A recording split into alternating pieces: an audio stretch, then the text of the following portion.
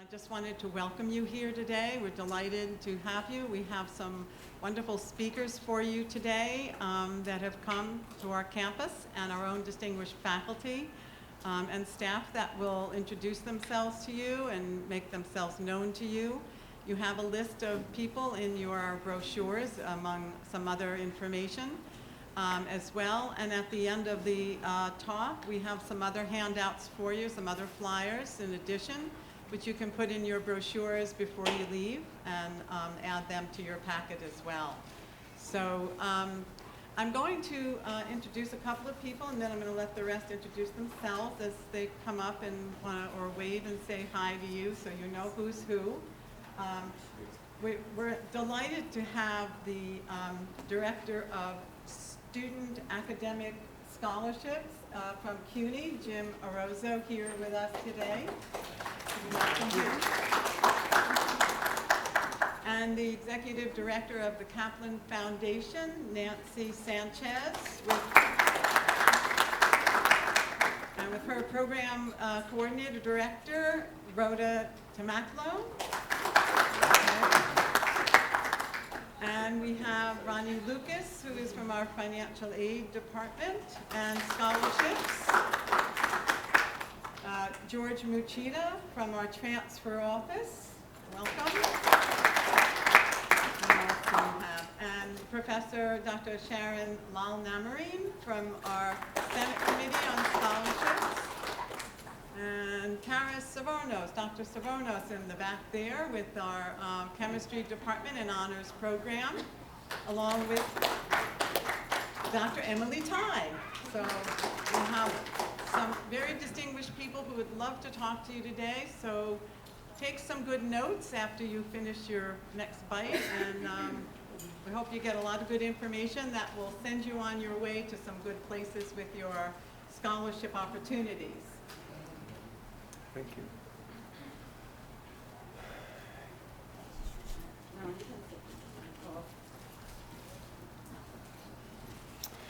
So good morning, everyone.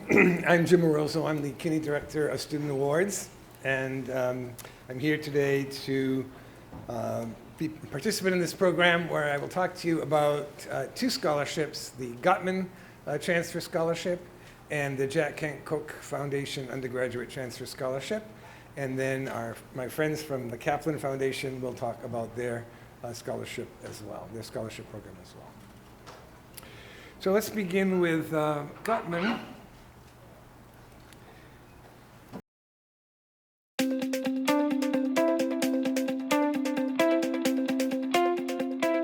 Every year, thousands of students from around New York City complete their associate degrees at one of CUNY's 7 community colleges.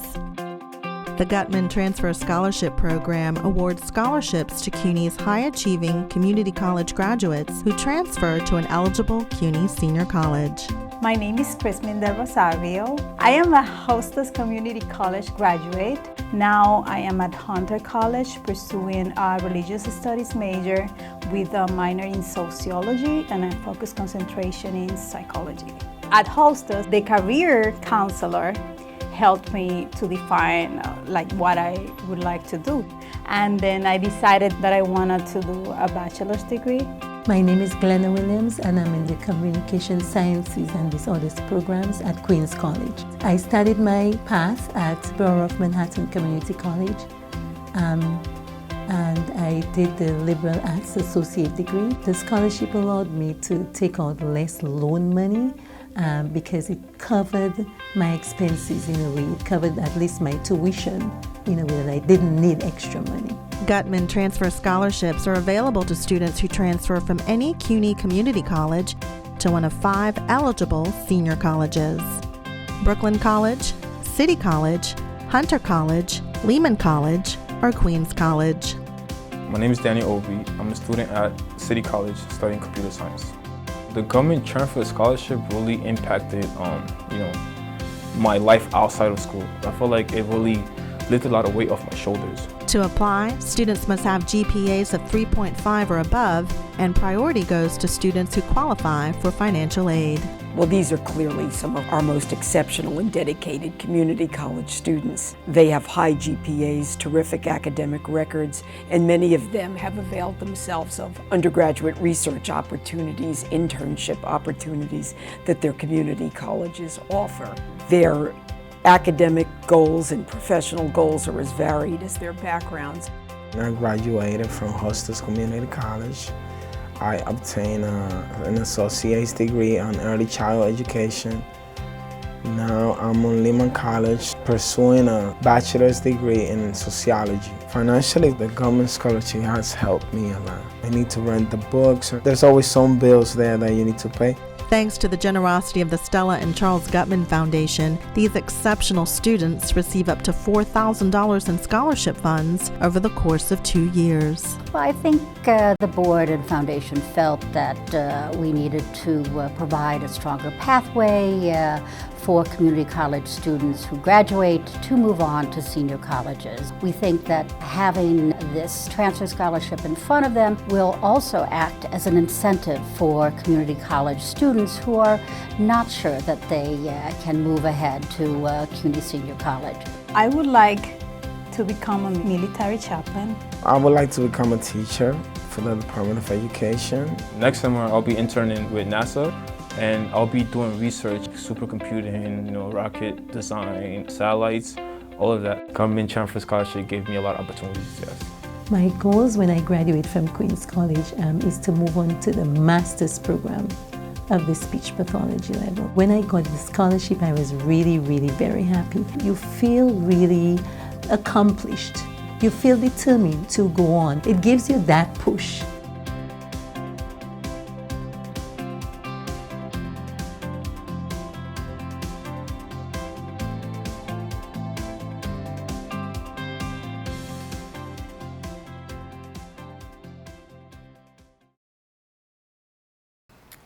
All right, so you have the basic idea here is that there are only, they name the colleges. You have to apply to the colleges that are part of the consortium in the scholarship program. So it's not all the senior colleges, but the ones that were mentioned in the video. There were 2 cycles, so you can apply for the fall or the spring. In the last academic cycle, there were 75 awards for students who were transferring in fall and 25 for students who were transferring in the spring semester.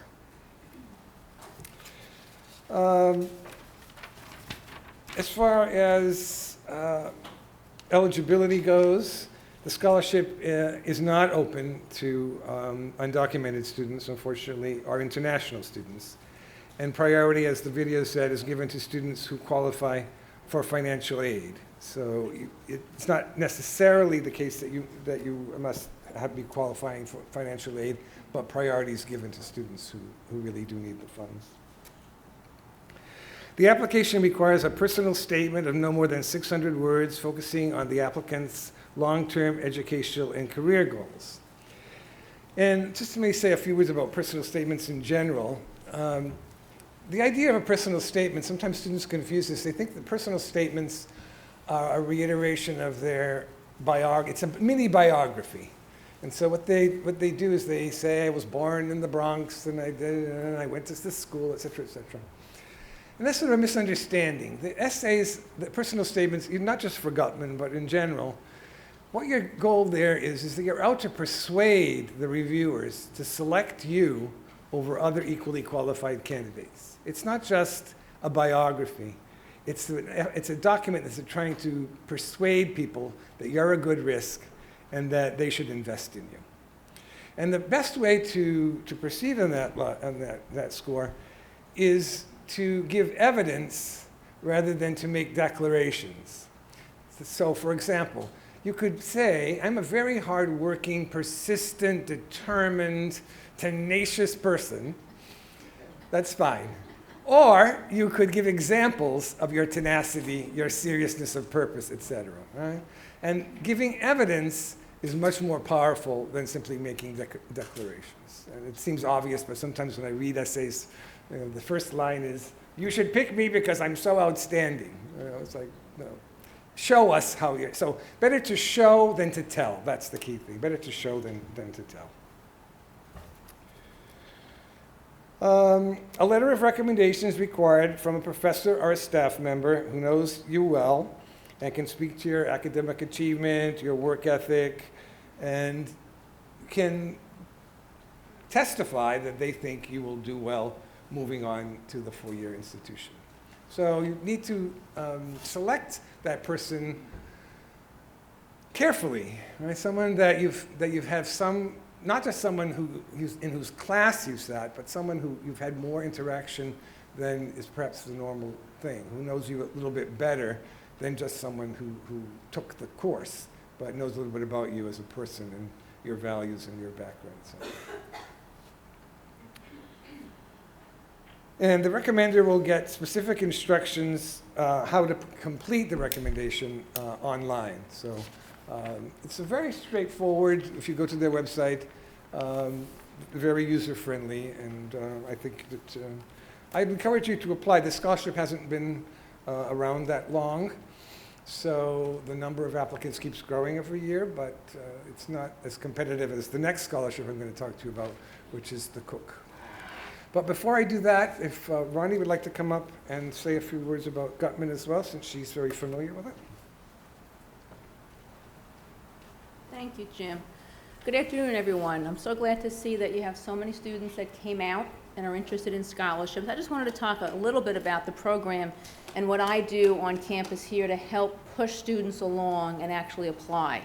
Historically, as Jim said, the program hasn't really been around that long. It started in fall of 2014, and for the 3 semester cycles that we have so far, we were lucky enough to have 29 students that graduated from Queensborough and went on to one of the 5 senior colleges to get the award. So that's really great news.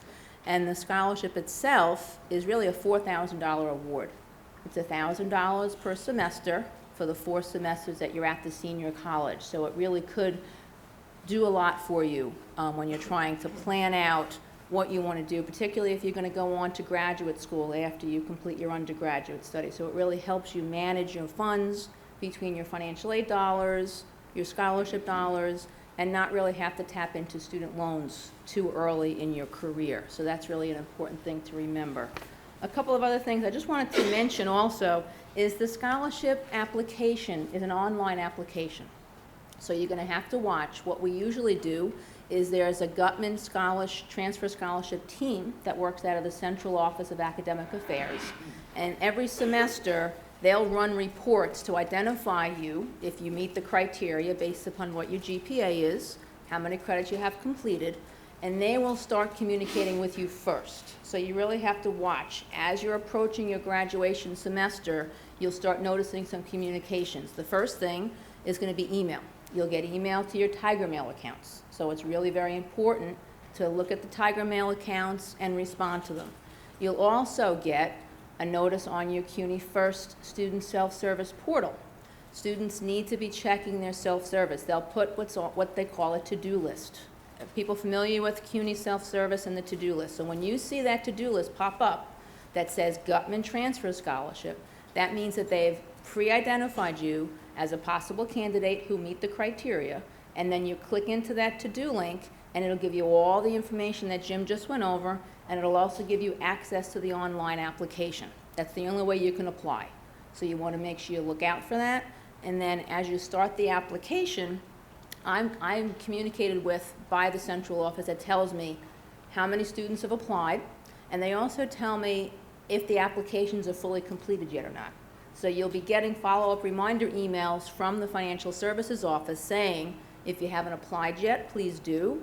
And more importantly, we'll make phone calls and do personal emails to those of you that start the application and might not have finished it yet.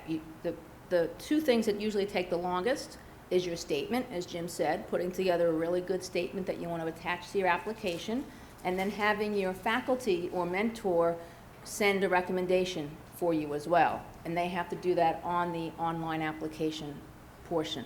So we were lucky enough this last go around, I believe we had 25 students that applied for the spring cycle, and then we're hoping that we'll get many more of you to apply for the cycle coming in for to transfer out for the fall semester. So if you have any questions, we have information about these scholarships on the scholarships website. You can click into it if you go into the student life section and just do a search for scholarships. It really pulls all the scholarship information together in one place, whether it be at CUNY, external, or QCC. So if anyone has any questions, I'll be happy to answer them, but those are my comments that I just wanted to make everyone aware of as far as the administration of the program. Yes? Full-time. You have to be full-time when you're attending at the senior college. Okay? Any other questions? Yes. If this is my first year, is it too soon, or should I wait till when I'm closer to graduating? They won't let you apply until you're closer to graduate. You have to have a certain number of credits behind you and look as though you're going to be graduating in the cycle that the application is for. Yes?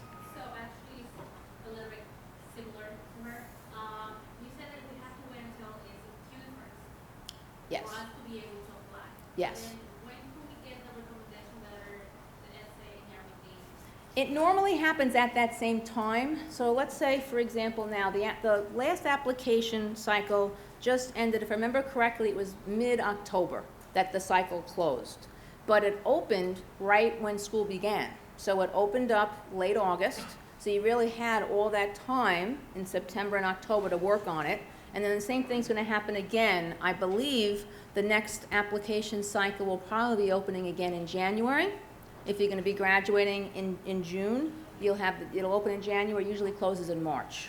So kind of look for those cycles. And if, by chance, you don't see a to-do list and you think you meet the criteria that we went over, then by all means, go to the website, and they have a Gutman Scholars email account that you can send right to them directly. You can ask me, because I'm always available to answer any questions that you have, but they definitely have a direct link to the office centrally, and they can answer all of your questions as well. Okay. All right, thank you. All right. Now I'd like to talk to you about the Jack Kent Cooke Transfer Scholarship. This is a nationally competitive scholarship. This year there will be 85 awards in the country. They've increased the number. Last year, in the previous years, it's been 60, but now they're going to 85. Let's begin. Maybe I begin by telling you a little bit about who Jack Kent Cooke was. Jack Kent Cooke was a Canadian who grew up in the Depression, and he made several fortunes. The first fortune was in media. He owned radio stations in Canada and made a lot of money. And then he came to the States and he owned sports teams. He owned the Los Angeles Lakers, and he owned the Washington Redskins, and he built the Forum in Los Angeles. He was the owner of highly successful sports teams. As I say, he grew up in the Depression, so he had to leave school in order to help his family to survive in those very difficult times. And when he died, he left his fortune to a foundation to support scholarships for students, talented students who come from families of modest means, just like he was, and paralleled his own personal story. And he left, I think his estate was $825 million. So there's a little bit of money there to disperse to talented students across the country. The Cooke Foundation, this undergraduate transfer scholarship, will provide up to $40,000 a year to approximately 85 deserving students selected annually. It's the largest private scholarship for two-year and community college transfer students in the country. Each award is intended to cover a significant share of the student's expenses, including tuition, living expenses, books, and required fees necessary to achieve a bachelor's degree. And awards are based on individual need. So it depends, of course, it's up to $40,000. It depends what the tuition is in the institution that you attend. It depends on other sources of aid, et cetera. So, but it can be up to $40,000. Another one of the great benefits of this scholarship is that The Cook Foundation also has a graduate fellowship for graduate study, which provides up to $50,000 a year. And only students who are winners of the undergraduate scholarship can compete for the graduate scholarship. So that's a wonderful thing because the pool is much smaller. At the initial one, you're competing nationally, but when you compete for the graduate scholarship, the number is much reduced. Granted, the students are all quite talented and quite accomplished, but nevertheless, you have that opportunity. And we've had students who have had their last 2 years of undergraduate education paid and then gone on to graduate and professional school. We had one student from Bronx who went to Mount Sinai to medical school, and they paid the whole thing. So this is a scholarship that is very labor intensive. It requires a lot of hard work, but the reward is great. And so I encourage you to take a good look at this and not be discouraged when they ask you to provide lots and lots of information in a very detailed way, because, as I say, you could have your education paid for, basically. And since it's such a large amount of money, it means that you could apply to private institutions. In fact, this foundation prefers that you apply to private institutions. It doesn't mean that you can't apply to CUNY schools as well, but they'll ask, and they'll have in their application materials, they give you a whole series of reasons why they think that students from public community colleges should think big and aim high and apply to private institutions. There are very substantial benefits to doing so. So in the application, you will be asked to list the schools to which you are going to apply, and you're asked why you're applying to these institutions, which requires that you do some homework. That is to say, sometimes we have our students who really, the real reason that they are picking Columbia is that they don't want to leave New York. You can't tell them that, right? But you can't also say, I want to go to Columbia because Columbia is prestigious. Because Columbia is in the Ivy League, and everybody knows that everyone at Columbia is super talented and they have great facilities. No. You have to be able to say, I want to go, and our successful candidates have followed this pattern. I want to go to Columbia, to the program in speech pathology, and I want to focus on X. And this program has these unique features that match my needs and my goals and my aspirations. Right? So that puts you in a separate category. You've done your homework, you looked at a wide variety of programs, and you selected Columbia because it has the academic program that fit your needs. That's the bar. That's how the bar is set with Cook. So you can't give some superficial reason that says, you know, Princeton has pretty buildings and I want to go there. No. All right. To be eligible, you must be a current student at accredited community college. You must plan to enroll full-time in a baccalaureate program. Have a cumulative GPA of 3.5 or better. Demonstrate significant unmet financial need. The foundation will consider applicants with family income up to $95,000. However, the foundation anticipates that a majority of the scholarship recipients will be eligible to receive a Pell Grant. You may not have previously been nominated for the scholarship, and you may not have previously attended a four-year institution. So sometimes that can be an issue because students enroll somewhere and then they withdraw and then they come to the community college, but if you've attended the four-year institution, then you are not eligible. Students do not have to be U.S. citizens, and there are no age restrictions. And then, of course, you have the access to the graduate fellowship that only you will be able to apply for if you are selected for this program. The application deadline is this year, December 3rd, and the application is, of course, online. You must provide information. This is where we get into the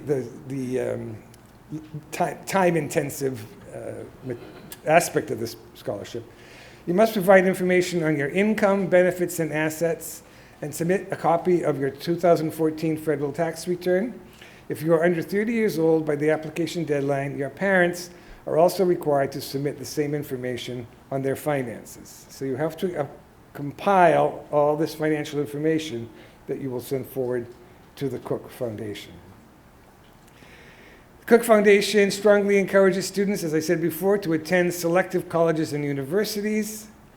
And they prefer that. In their publications, they make a big point of saying how their students overwhelmingly go to private institutions or what are called flagship institutions and public flagship colleges. That would be, for example, in the Big Ten, the University of Michigan, which is a world-renowned, world-ranked university, the California System Schools, the University of Texas at Austin, those kinds of schools that are nationally and internationally recognized institutions and have criteria for admission that matches the private institutions.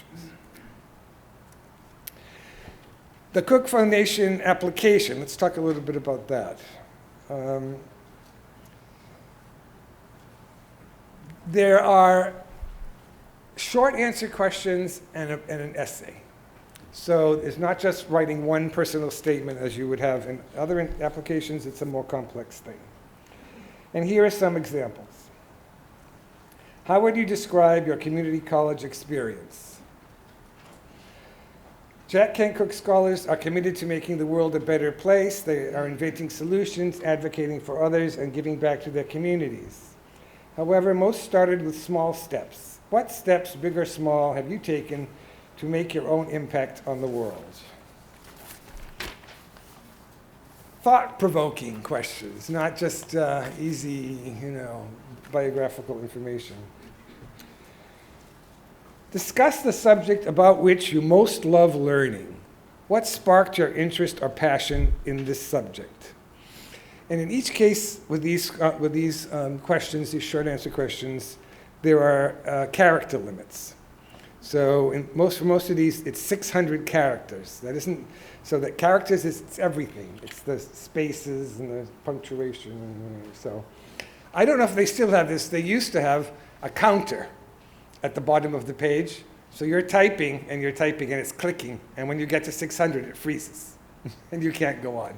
So you have to really prepare, work it out, do drafts, get feedback, and then finally sit down to the online application and then submit. Essay, this is more characters. Tell us about a time when your curiosity led you someplace that you were not expecting to go.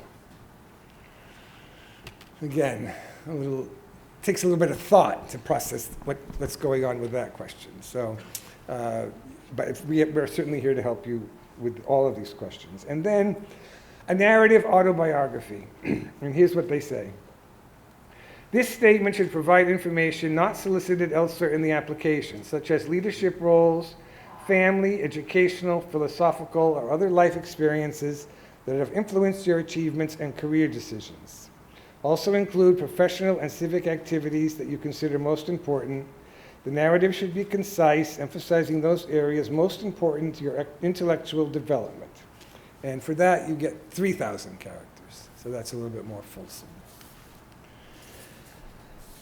Recommenders.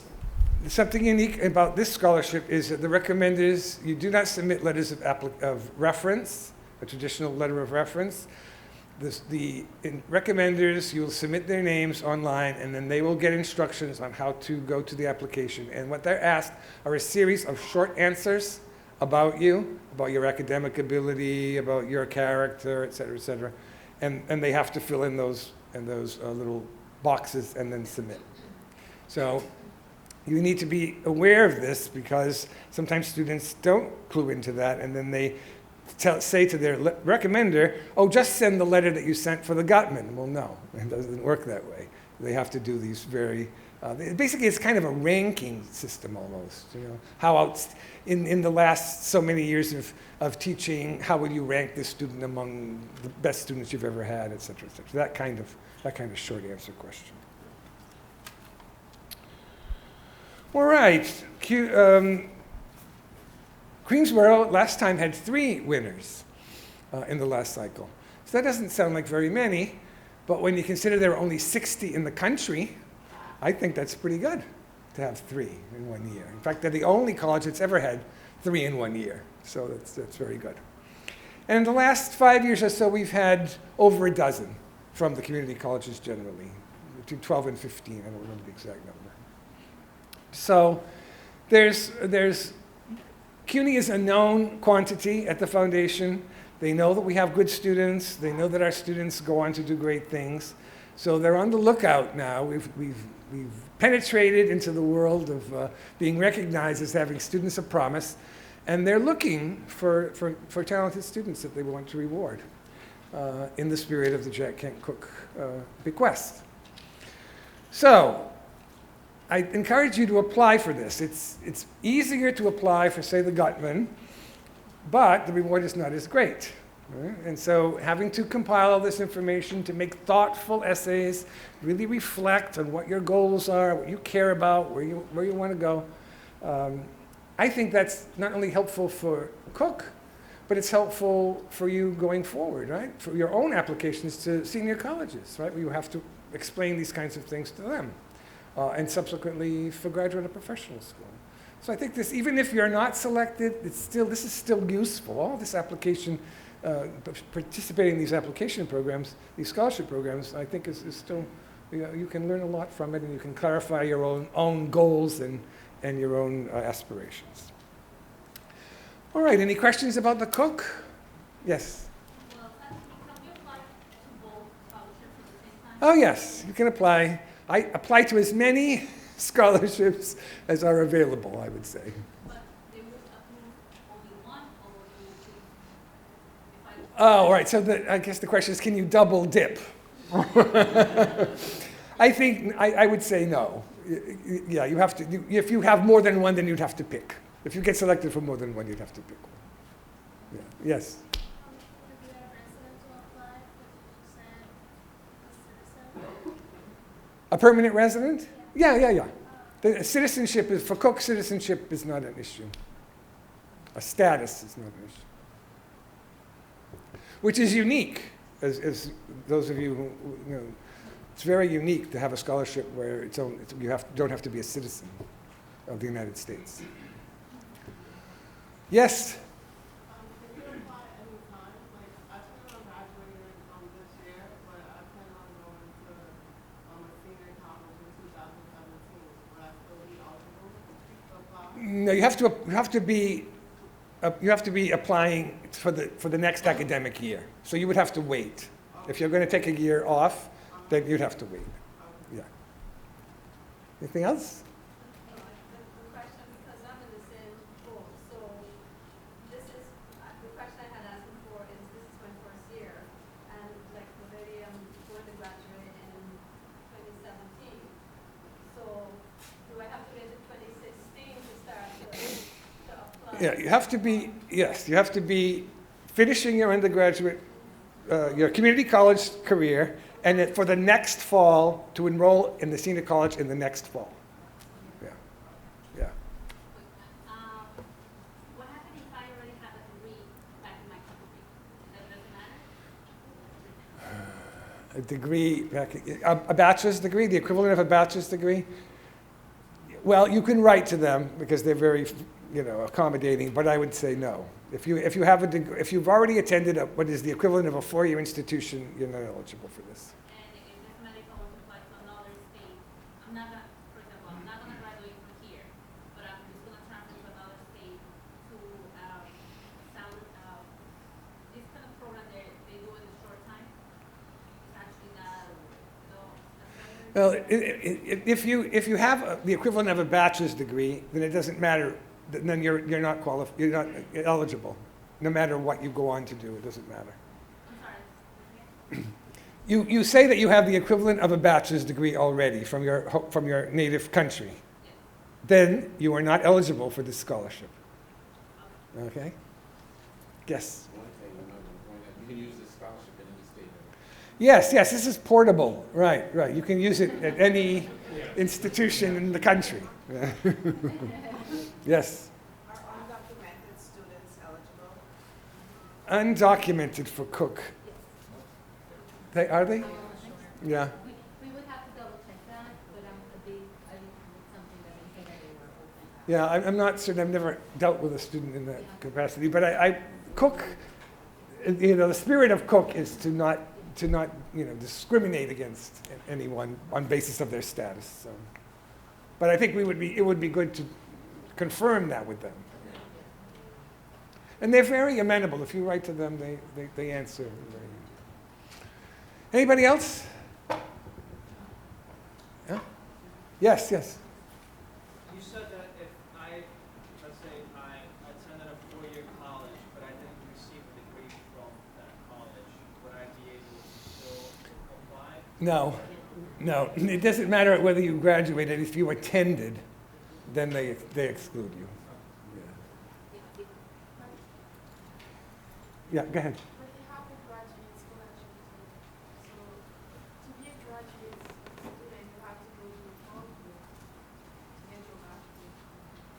Yes. So, in that case, we can apply for the graduate scholarship. No, you can only apply for the graduate scholarship if they award you this transfer scholarship and you win that. Then, after you finish your bachelor's degree, then you can apply for the graduate scholarship that they also fund. You have to win this one in order to get the graduate one. Yeah.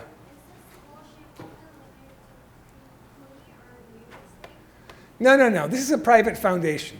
It's housed in Virginia, and it's national. Community colleges all across the country have students applying for this. All right. Yes, one more.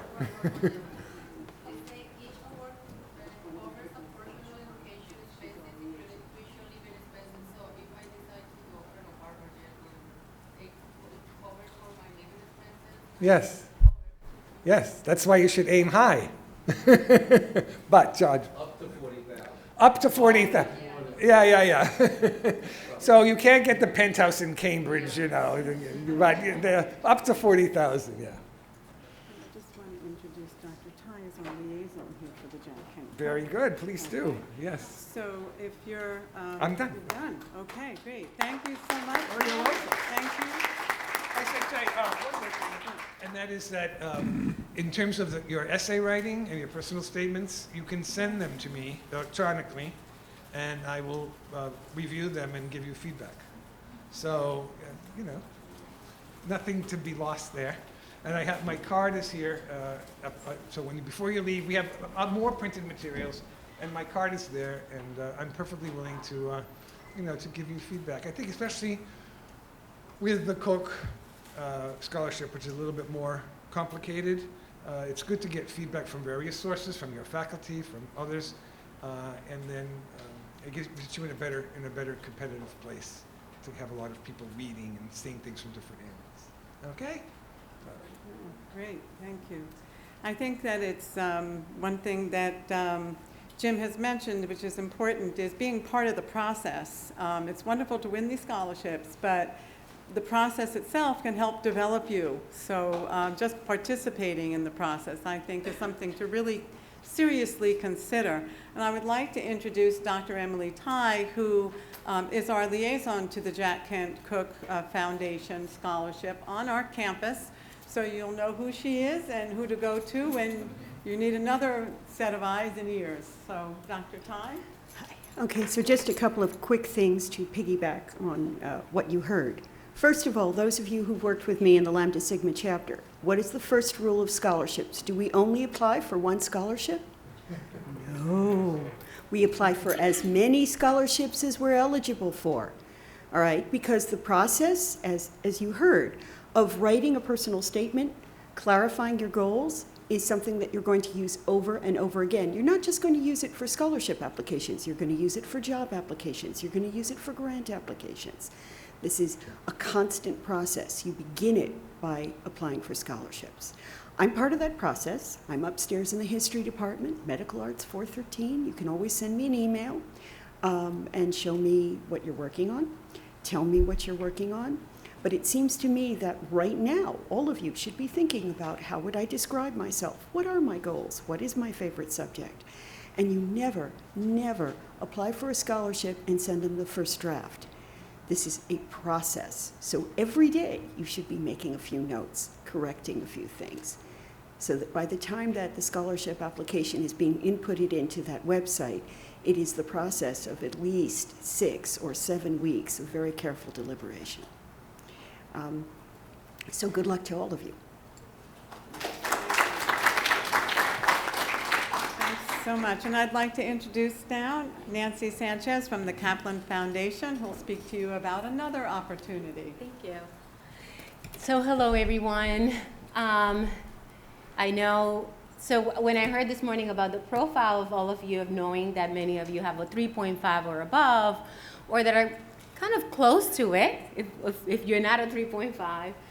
So it's really good to have you in this room, especially on a rainy day. Rhoda and I were really looking forward to coming in. Rhoda is actually the person that comes to colleges and does the recruitment, so she's somebody that is really important to know, and someone that will work with anybody that applies to the Kaplan Leadership Program. We have been around for 9 years. We're looking for our 10th cohort. We're actually just started to kind of think about recruitment. So we're putting our profile together, but we wanted to share with you, I have a video that is only a few minutes. I'm gonna play that for you. But I wanted to discuss and piggyback off some of the things that Dr. Irosa mentioned. And that is that although I spoke to a young man and who said, oh, is this a competitive program, right? All of these programs are competitive. But one of the things that in the last 10 years we have proven is that you are competitive.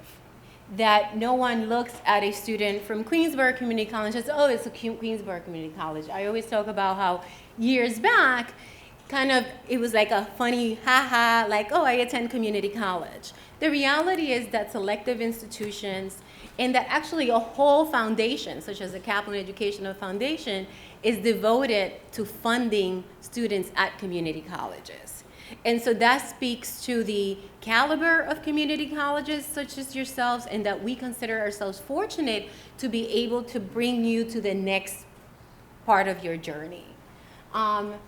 What I would like to discuss is what we look for in our students, and we work closely with four-year schools. So when we're talking about a transfer scholarship, what we want to make sure you're aware of is that we're looking for a student that we can take to a selective institution and they will fund.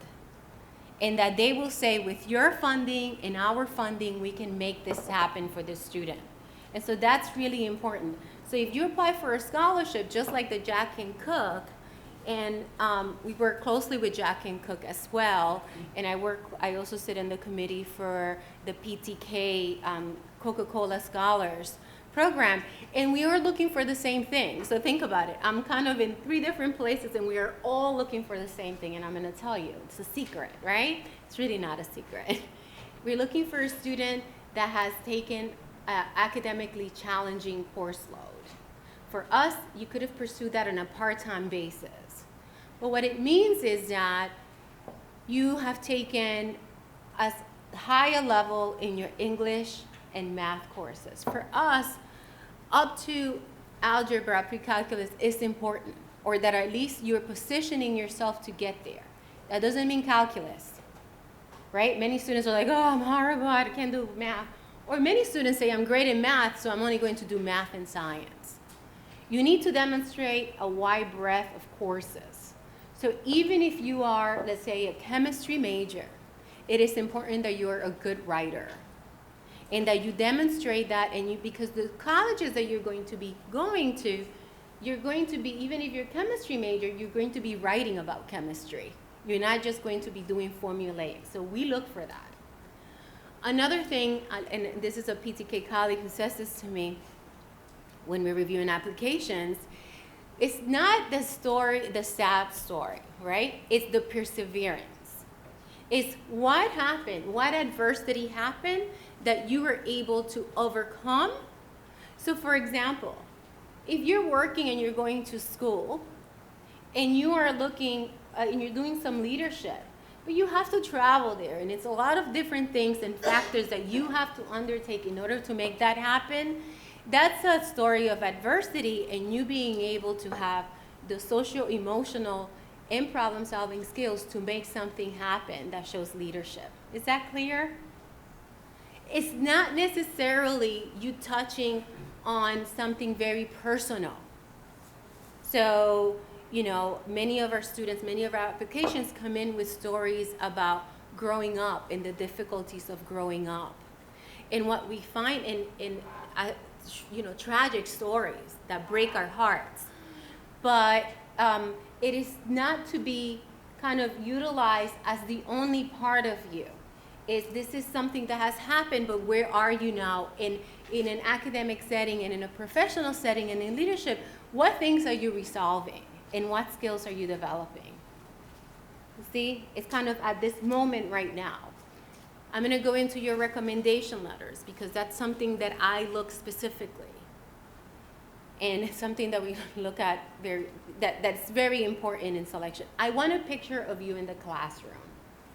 That professor, if I want an academic recommendation, and by the way, four-year institutions say this a lot. Like, a lot of my colleagues at 4 years say, I don't want a letter from a faculty, a professor, an academic recommendation that tells me how well that student does in leadership beyond the classroom without touching on what that student looks like in the classroom. I want somebody else to write about that or that person to add to that, but I want to make sure that I get a picture of that student. You know, are they someone that, you know, that over the last few years stands out from all of the other students?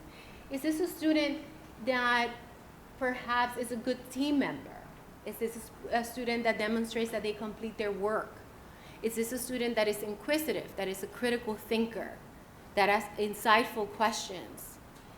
That's really important to a four-year institution in a transfer scholarship that is seeking for you, like Jack and Cook, to place you in a four-year highly selective institution, because we want to know what you're like in that classroom. And will you be able to duplicate that at this other institution? Then we want somebody to tell us what you're doing in your activities. And you may be a member of a church and you're active there.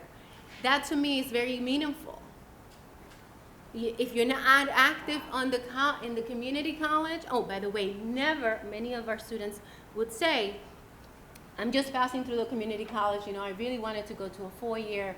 This is just, I'm passing through, you know, I really don't like the community college. It doesn't really meet my academic challenges. You know, I'm just basically doing them a favor by being here. By the way, I've had people actually interview with me saying that. If part of leadership is acknowledging your community college, is acknowledging the opportunities that are given to you and the opportunities that you're taking on and taking them on seriously. Okay, you never go to a job interview and speak about your boss, right? The previous boss, he was horrible, he was horrendous, even though your boss may have been terrible, but that's not the conversation you have. The same way, when the community college you're speaking, think about, because there are many opportunities here. If you're not undertaking them, you cannot put it on the college. So that's really important for us. So the academic references. I also want to let you know that whether you apply to the Jack and Cook, whether you apply to our scholarship or you apply to the Gutman Scholarship, is that you should definitely apply to as many colleges within CUNY and out of CUNY. If you're low income or you cannot afford an application fee, if you learn nothing from me today, is that I would say more than 90%, our students apply an average to 10, each student applies to 10 to 12 colleges each year. And probably only one college has requested an application fee. If someone writes a letter saying, I want the student to apply to the school, but they cannot afford that application fee, even if you're working, but if you just don't have the money, the $70, I would say 99.9% of the time, they will grant you a fee waiver, okay? And it's just a letter. And therefore, you're not only applying for us, because for Jack and Cook, you have to have applied to some four-year schools, you already have that. So I, for example, did not apply to private universities or colleges because I did not have the money to apply. You told me $60? I was like, I don't have an extra $60. And so think about that as you're contemplating Jack and Cook And as you're contemplating a program like ours, where we're saying, look, the world is your oyster. If you're doing so well at a community college, really consider as many choices as possible. CUNY being one of them, right? I also want to go into our eligibility, which is a 3.5 and above. So, and that again comes with, we look at your record. If you have a lot of withdrawals, if you have a lot of W's, that's not good for us. You have incompletes. We don't think you're planning as well. If you have one semester where you had all W's though, and you can explain that, we will take that into consideration. It's very different if each semester you have a W or 2 W's. Very different. It shows a pattern. You need to be in an upward trend. So meaning, even if your first semester, there was a little bit of, you got a C, right? But consistently, you're taking more difficult courses and your GPA is remaining or increasing, and you're doing well, that to us is more important, and by the way, to four-year schools as well. That's very important, an upward trend in your grades. So if you started out and you have a 4.0, and then you kind of are like, you know, dwindling, our concern is, is that a pattern, right? Is that a pattern? The harder that classes get, you know, are you able to maintain? Not that you have to have a 4.0 throughout. I don't necessarily think that a 4.0 should be your focus. Take some challenging courses, right? I know many students that can keep a 4.0, but not challenging themselves to a language or something like that, a second language. It's really important that in your transcript, we see some challenges, okay? So, you know, that student that gets only, again, math and sciences, that always has stood out to us. And by the way, that has really demonstrated over the years that there are students that do that struggle at the 4-year greatly. Once they get to the 4-year, they're so focused on that, and now they're asked to take all of these other classes and they just can't manage it. It's just what we have seen, okay? Being open to the arts and to the liberal arts is also important, because in many of the 4 years, they want you to be critical thinkers. Not many, most, I would say, most. Critical thinking skills and the ability to get information from different places is key. And because many classes are discussion-based, very small, they expect you to contribute to that. We also want you to have a demonstrated record of leadership. That means that, again, you didn't just talk about it, you're about it, right? I love it. You know, I love what you said. People that I'm so amazing, I'm a leader, I've done so many things.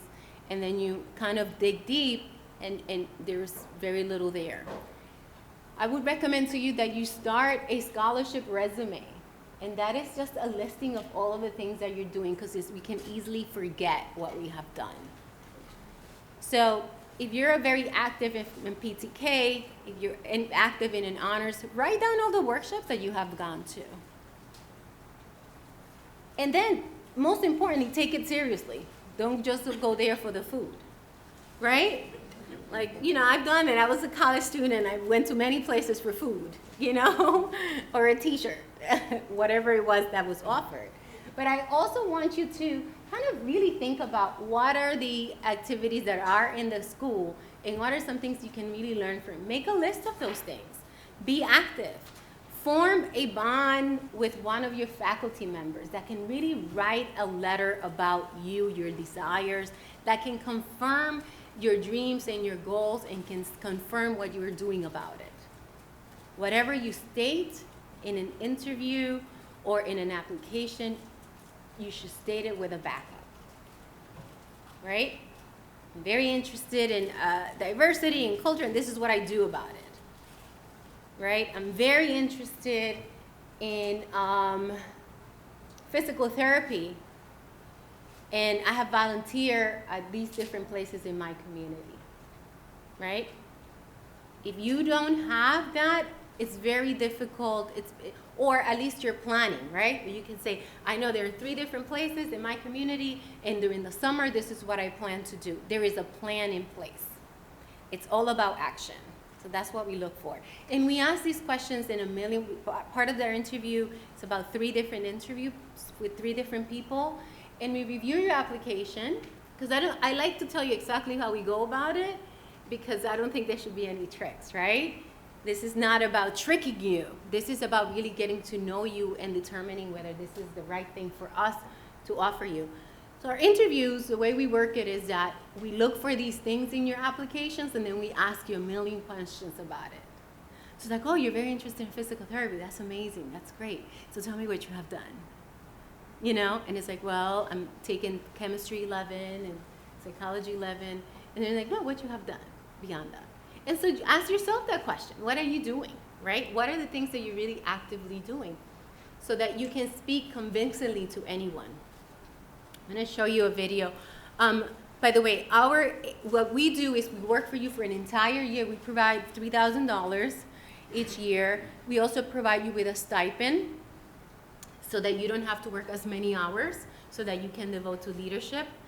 We provide you with a Metro card and an intensive year of work in about 10 to 12 applications to highly selective institutions around the nation. Our students, there is no age specific. Our students range from like 18 to 34. We've had women with children, men with children.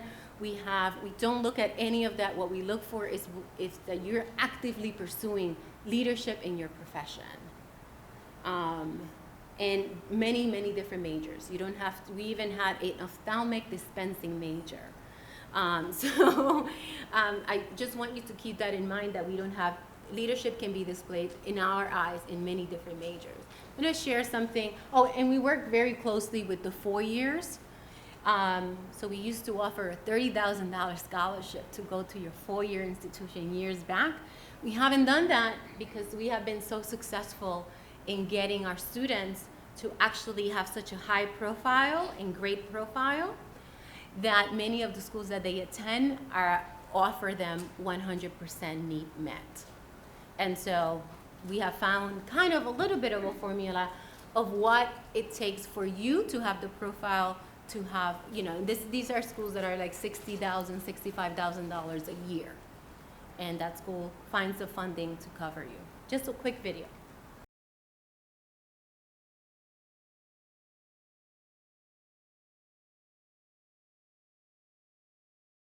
Starting community college, my goals reflected around really just having a way to provide a more stable future for my son. I remember when I got into Queensborough Community College, I knew that I wanted to go to a 4-year school, but somehow, because of ignorance or whatever you may call it, I ended up there. When I studied at Queensborough Community College, my dream at the time was to become a nurse, then work for a couple of years, and then eventually going back to school and becoming a doctor.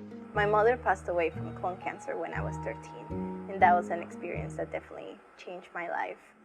My experience as a first-generation community college transfer student is one that really has informed everything I've done in higher education. I had made a decision to attend community college because I was a single child of a single parent who was chronically ill. Nursing wasn't necessarily exactly what I wanted to do, but the time spent for that was much shorter in terms of preparation for me to be able to have a full-time job and be able to help my dad. Kaplan got me to really sit down and think, what do I want to do with my future? And more so, what do I want my legacy to be?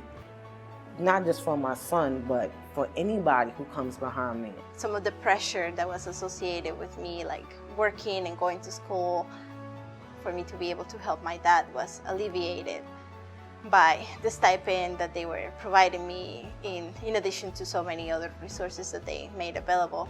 So they really encouraged me to start following my dream, to become an oncologist and specialize in colorectal cancer and fulfill that need of helping someone else the way I couldn't help my mom.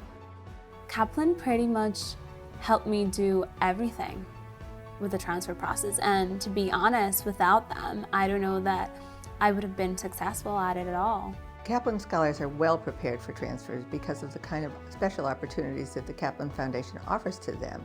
The opportunity to meet with mentors and coaches like Nancy on a regular basis, and to be prepared for the academic challenges that they face with special kinds of programming that are part of what the Kaplan Foundation offers.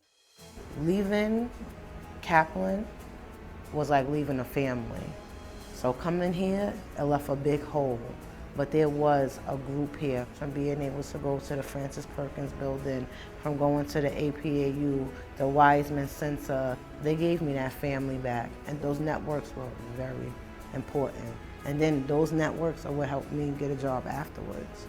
One of the challenges for community college transfer students is that access alone isn't sufficient. We have to engender in people a sense that they truly deserve a place in the academy. Mount Holyoke has worked in a partnership so close with the Kaplan Leadership Program that has really allowed me, and I know those other scholars that went to Mount Holyoke, like Anastasia and Alma and Rosa, to have a seamless transition from a community college to a four-year school, but also an experience that you can get anywhere else. At Mount Holyoke, I was able to think about what else I wanted to do. And one of those things was research that I never really considered, but thanks to one of my mentors, he helped me and inspired me to look into it, and I ended up doing an internship and I really enjoy it. Well, I would love to congratulate Mount Holyoke for all the work that they've done with Kaplan, and for personally coming into my life and my son's life and giving us a chance to not just dream bigger, but reach our goals. My mom is a very great example for what Kaplan and Mount Holyoke has done, and that you can do anything if you put your mind to it. I think this is a commitment to right action. It's a commitment to educating women who will indeed contribute to society and make a huge difference in the future of this country. And schools like Mount Holyoke and organizations like the Foundation have the ability to help transform the individual student's life, and in so doing, impact the greater society.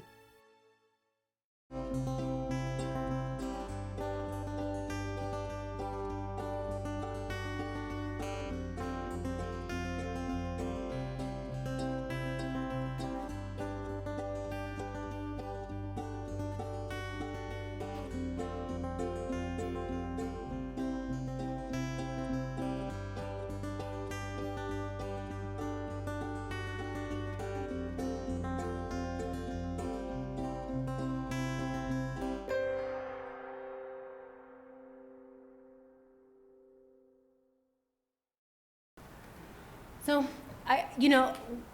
this is really just one example of the many colleges out there that are really working very closely with community colleges to make sure that you have as many opportunities as possible. And this is an example of the partnerships that we have built, and that's how we work together with you. So, just wanted to open up to questions or anybody. Yes?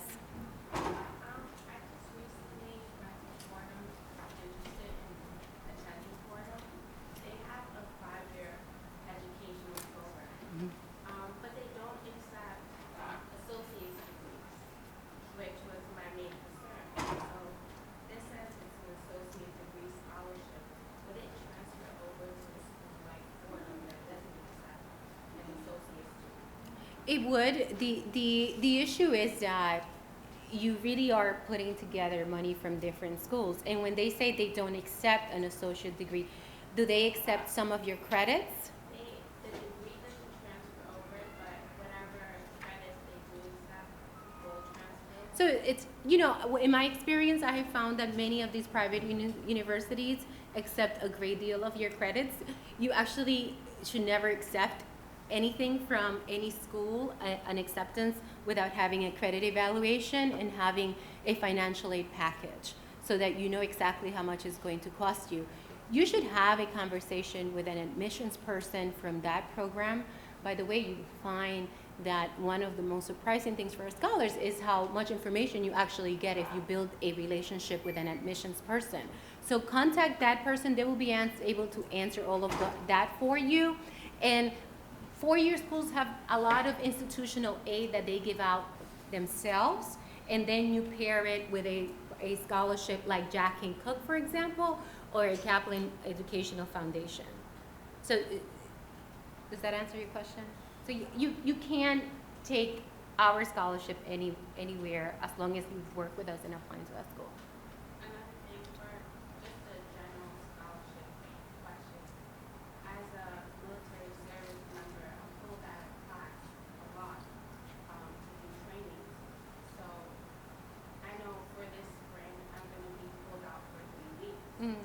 So it's going to affect my school, but will it also affect the scholarship? So each school, I think that, you know, I can speak for ourselves, you know, being if you're a member of military service for us, it's something that is very honorable and that we will not use that against you. What you have to think about is what that means to that school and what provisions are made for you to be able to serve the country while you're going to school. Each school usually has a veteran affairs person. You should speak to that person.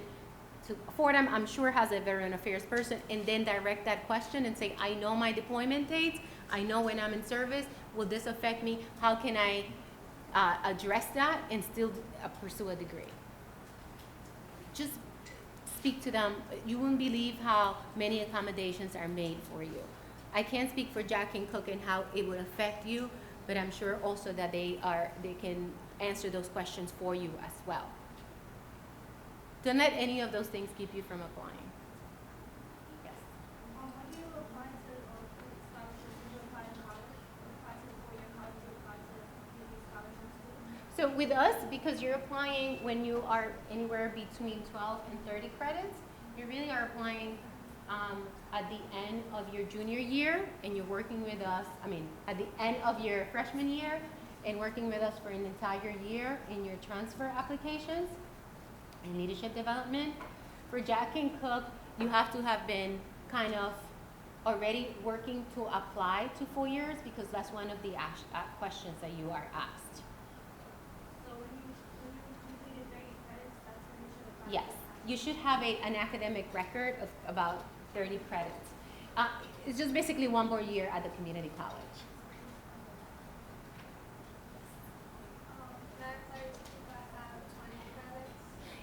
As long as at the time of application, you still have at least one semester or we prefer 2 semesters at the community college.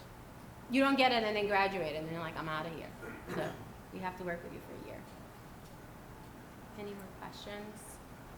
Yes. Same question now. Because I'm a part-time student. Yep. So I can also apply? For our program, we don't look at part-time status. When you continue the following semesters, we do expect you to have full-time enrollment because we provide a living stipend.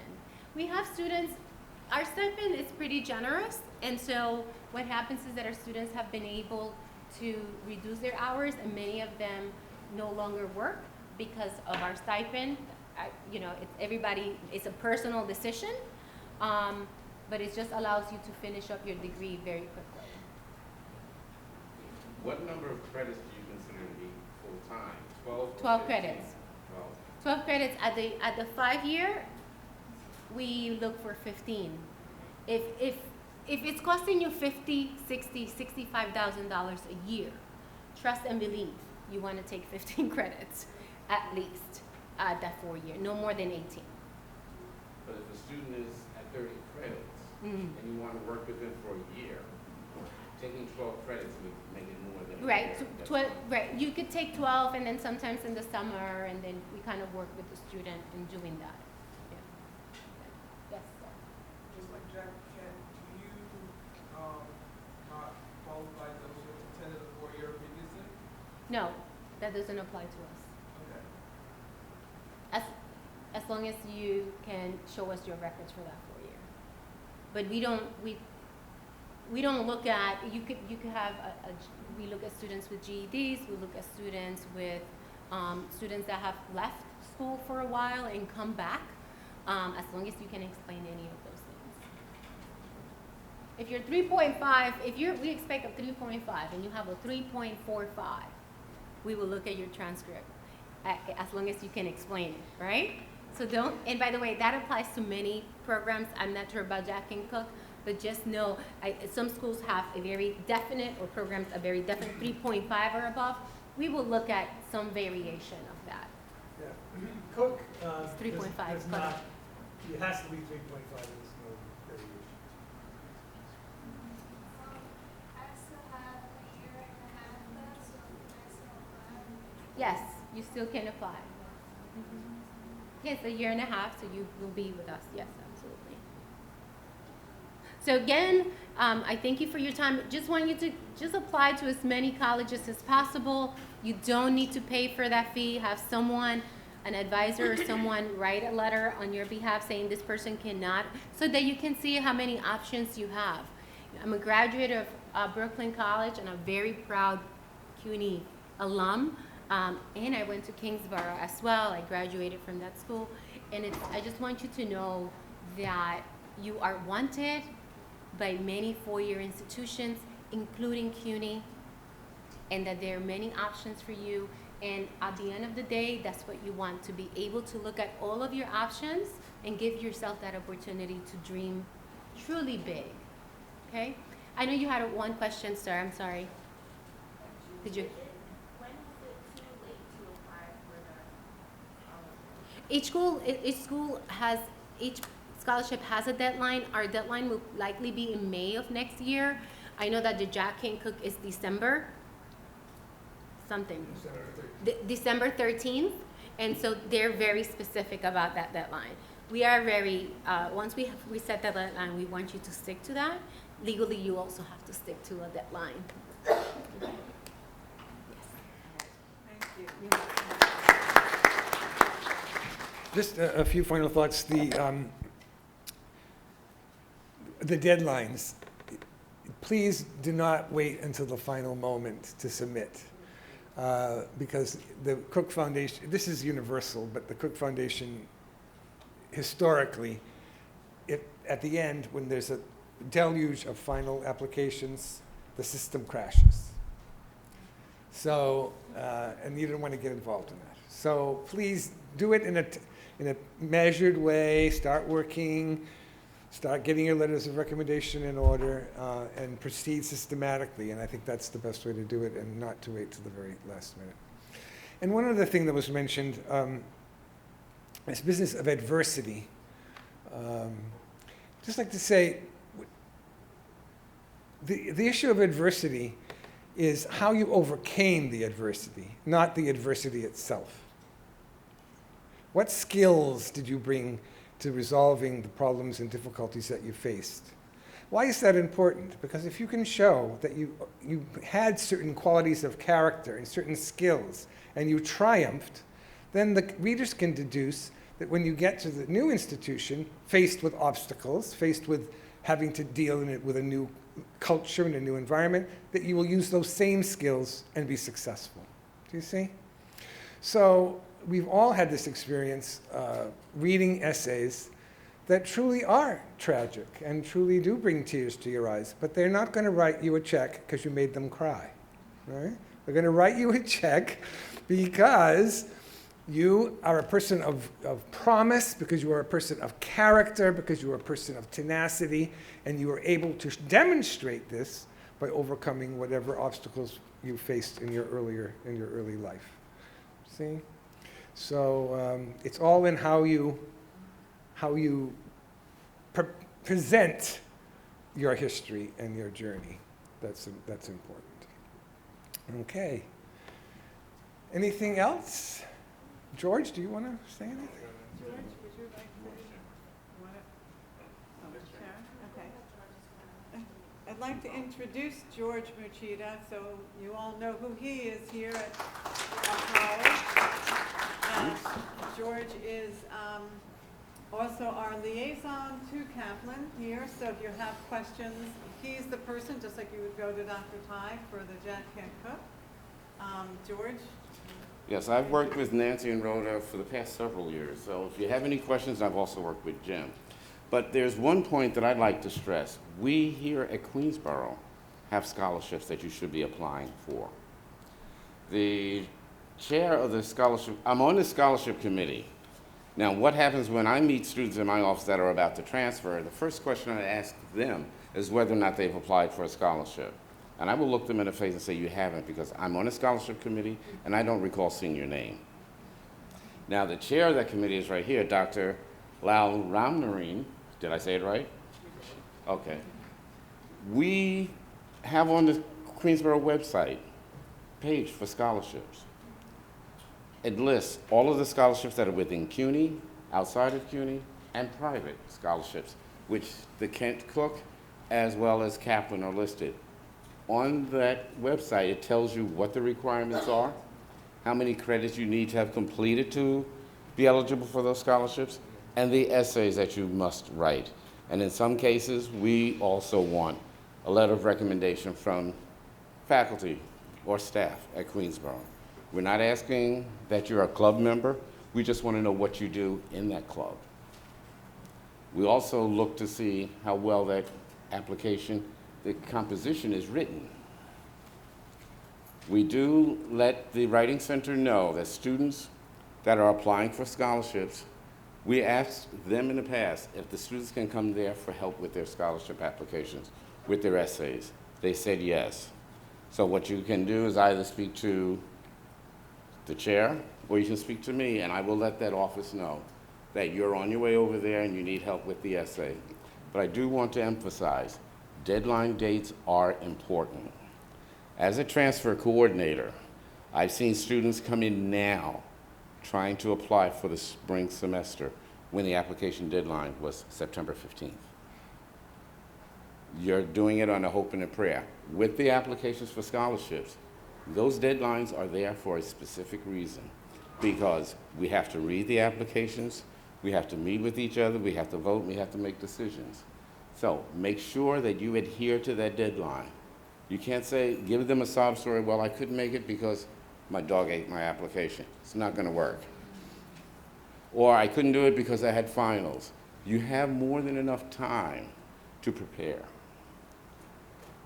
The Kent Cook is in December. This is October. Kaplan is in May. This is October.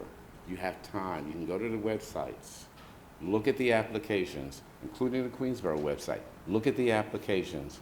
See what you need to do. Start on it now. I'm not saying that everyone has their weekends free, but put some time aside so that you can work on these applications. Because believe you me, it's expensive. Having sent a child to school for college, I know personally it's expensive. Having paid for my tuition, I know it's expensive. But if you have the opportunity to have an organization such as these help you with that expense, by all means, make good use of it. My office is in the administration building on the first floor. If you have any questions, come in. Most of the times I work by appointments, but if I hear this, I have just one question. But if it is one question, I will answer that one question. But if you want, you can sit down, we can spend half an hour, an hour. But make sure that you do make contact with someone on campus to get your questions answered, to get the assistance that you need. There are more than enough people here to help you. Okay, thank you. Thank you very much, George, and I'd just like to give Sharon Namarine some time. Yeah. Hi guys. Thank you, George. I just want to add something really quick, and that is the key is to use your Tiger Mail account, because that's where we send all of the announcements, and it will pass you by. We don't know your personal email accounts, and so you need to check that on a daily basis. And also the scholarships most of the scholarships that are offered on campus are not for as much money, but they're important for us, the faculty, to know who you are and what your story is. because we are the ones that write the powerful recommendations for you to get the large pots of money. And so even if it's not for money, like something that we call the who's who, it goes out all the time, it allows you to start writing something or for you to tell us who you are and identify someone who can write you a good recommendation. And also, as George said, pay attention to what you write and how well it's written. Review what you've written. Thanks.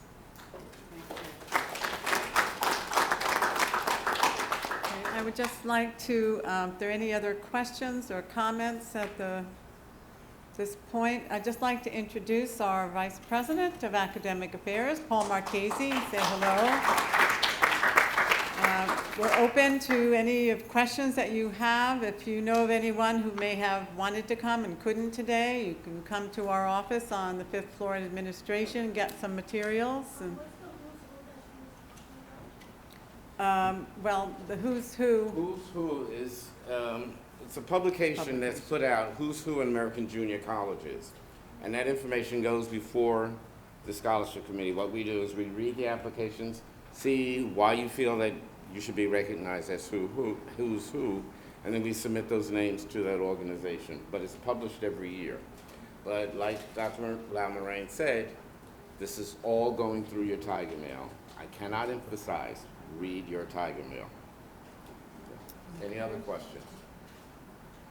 We have merit scholarships, we have the who's who, we have different levels of scholarships. So just make sure you're familiar with it, because a lot of the scholarships that we offer is besides your Tap in Your Pell. A lot of students feel that their Tap in Your Pell is the only thing that you can receive. It's not. So this is in addition to your Tap in Your Pell. So make sure.